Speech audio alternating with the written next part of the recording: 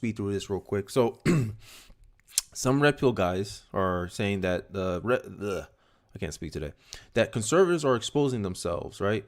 They're straight up goofy when it comes to dating and marriage. They're exposing themselves, and this is not their lane, right? And this is from, I forgot his name, Stranovic.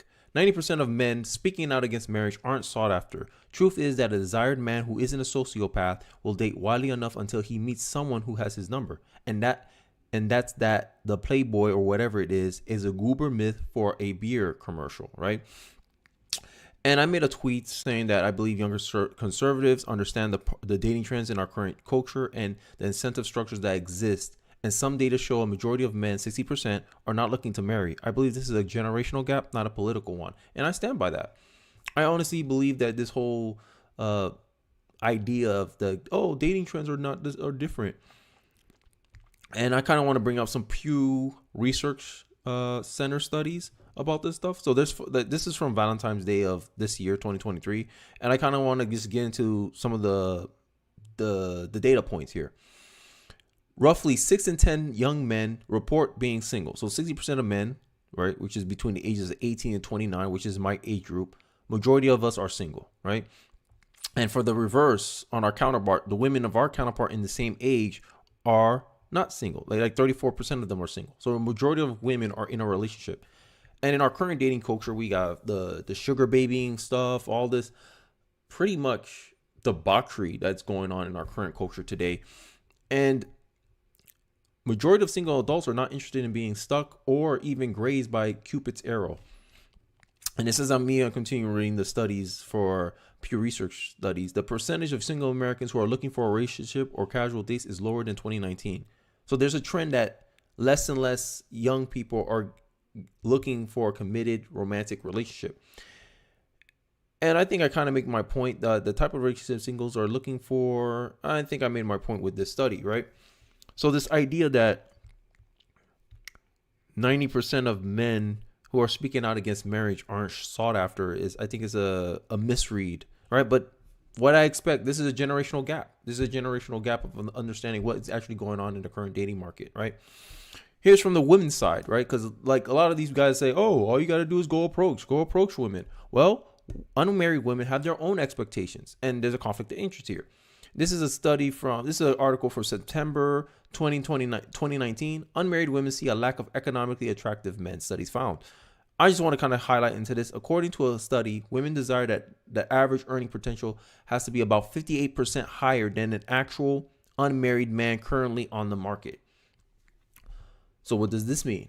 It means a lot of women are looking at married men because technically no single man meets their economic requirements. This kind of can explain why a lot of these red pill guys, and I kind of observe this view as well, that a lot of women are going after dudes who are already established, right? This is why this concept of high value man is trending, right? Because women care a lot about economics. Women don't want to mention this. Women don't want to acknowledge this, but this is the truth, right? In addition, the ideal husband where it's 30% more likely to be employed, 19% more likely to have a college degree than those currently available to women. That means no single man, for the most part, has the things that unmarried women are looking for. So is this going to be a generation of homewreckers at this point? Now you see why married men tend to be sought after, because they already have an established brand. This compounds the problem in our current dating culture, right? I mentioned this before in my Inconvenient Truths for a Family Court, that there's women out here who will laugh off a guy that's making $75K a year. When if you look at it statistically, this man's in the top 10% for income earners. But women are laughing that off because of what? The age of social media, right? 20 years ago, social media didn't exist. 20 years ago, OnlyFans didn't exist. 20 years ago, Tinder and all online dating did not exist. The way people are meeting each other now today in 2023, even me, I was prevented from this because I met my wife, in 2015? That's before Tinder really blew up and was adopted. So the younger generation got it hard out here, right? Why so many men are against marriage, right? And this is a Redditor. I just don't mean not wanting to commit to a lifetime partner. I mean the actual institution of marriage, right? Because a lot of conservatives are saying that marriage is the foundation of America or a foundation of a society, and I disagree with that. Marriage is not the foundation of a society. Culture is. I believe culture is the foundation of any society because that is the roots where everything grows from, right? If you want to make the claim that marriage is the foundation of society, and society is giving a legal authority to women, because essentially that's what the family courts are currently structured, right? The family courts are not currently structured for the benefit of the child. It's currently structured for the benefit of the woman. So if the woman has unfair power, there's a power imbalance inside the marriage. Who's marriage for? Are you trying to say are you trying to say society is built for women, or it was meant for children? This is what happens when you have a legal shift that's caters to one side of the fence, and you're expecting men to go into this institution without actually changing it, right? And you get a lot of these. This is what a lot of these Redditors were saying.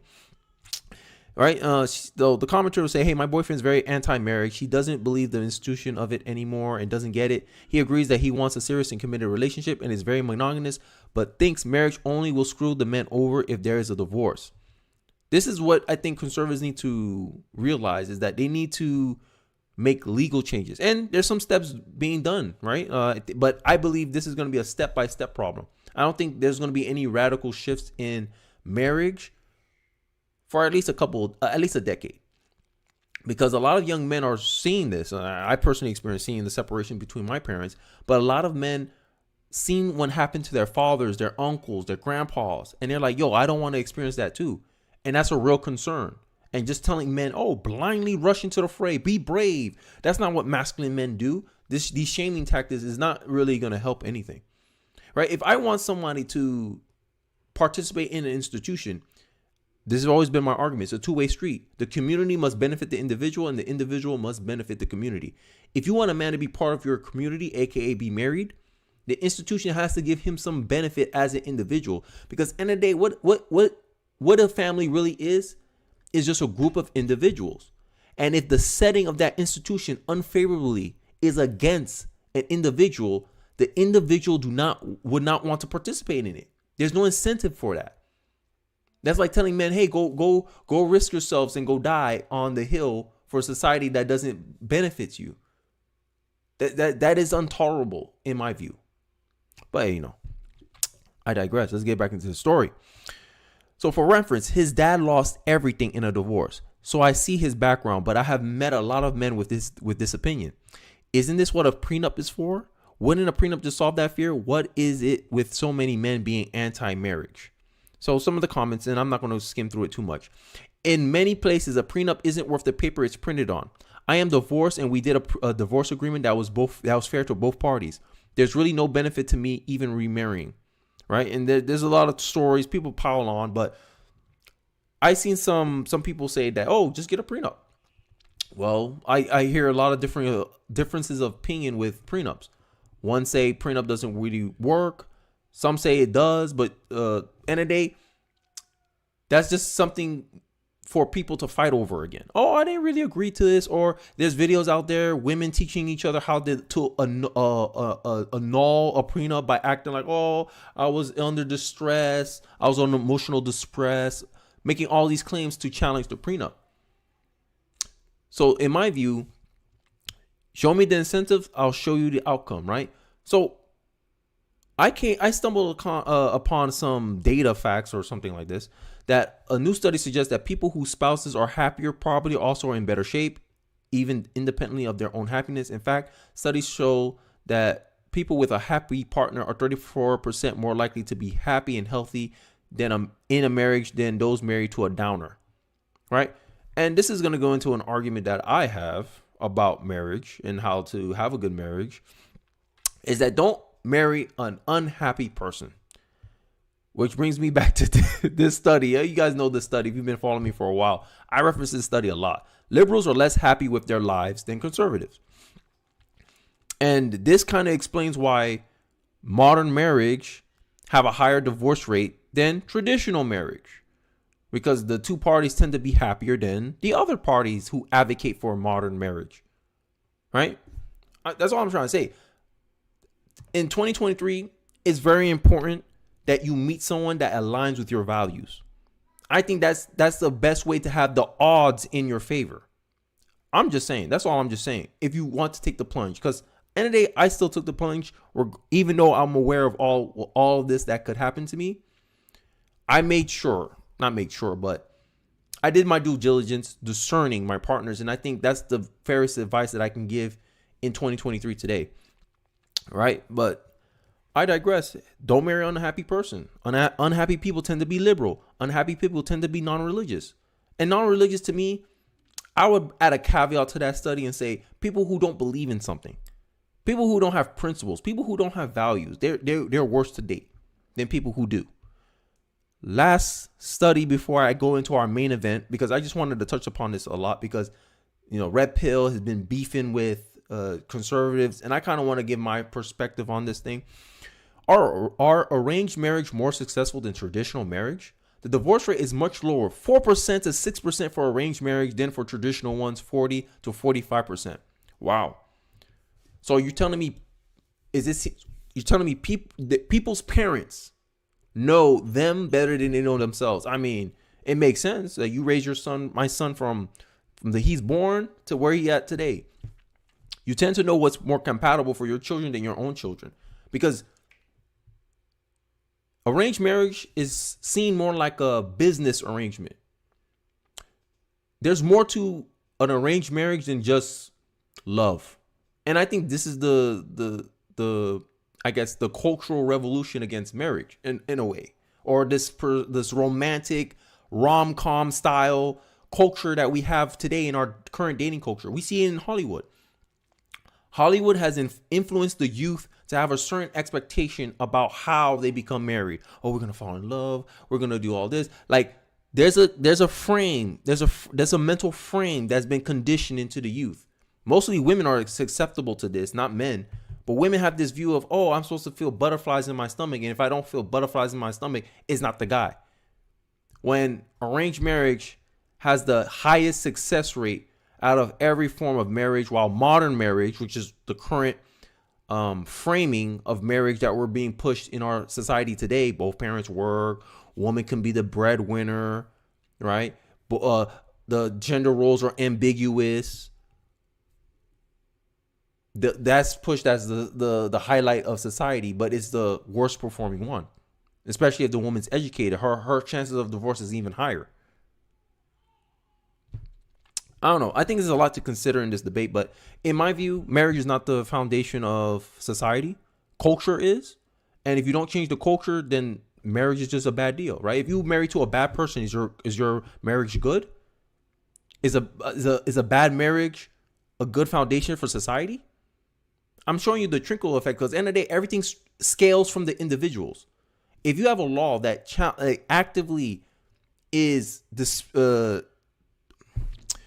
actively discriminate against a specific individual who makes up half of the marriage, and you still saying, no, this institution is still good, even though it's been corrupted by a bad culture, I don't think conservatives are right on this. This is the 20% of the issues that I disagree with most conservatives, if you ask me personally. From a general rule, I think men have to be very cautious of who they align themselves with. Women too, obviously. But I think the current trends, or the current established framework for how we date and marry in our society, that needs to change. Dating should not be for fun. The youth is wasted on the young for a reason. That's why it's the same for a reason. People waste a lot of time chasing emotional, impulsive gratification instead of making logical, long-term decisions, right? If you date someone based on values, that's a long-term play. Sure, that person may not be the most attractive person you get, but you align a lot on worldview, a lot on values, less friction in a relationship, right? If you want short-term fun, it doesn't matter the political affiliation of your partner. It doesn't matter what how she sees. She could be a rabid feminist, but if she's attractive, hell, we're going to have a good time. That's only for short-term. But if you're looking for a long-term play, which is what marriage is supposed to be, you have to date on values. And if the person don't meet your values, aka, hey, if I'm a man and I'm dating a feminist, she sees me as an enemy, I don't think that relationship is going to work long-term. That's just an example. But hey, I think I'm done talking about this. I got it out of my chest. Seeing all these conservatives, all these red pill people fighting over it, and I'm like, and one thing I'll say about the red pill is like, they complain a lot about the issues in society, and I understand their concept, like, hey, we're gonna boycott marriage until the legal system do something, but I think it's too passive. I think if red pill really wants to make a difference, or they really want to have the solutions that they consistently complain about, they should create themselves. They should make themselves more politically active. At least that's what I think. But hey, I digress. Let's move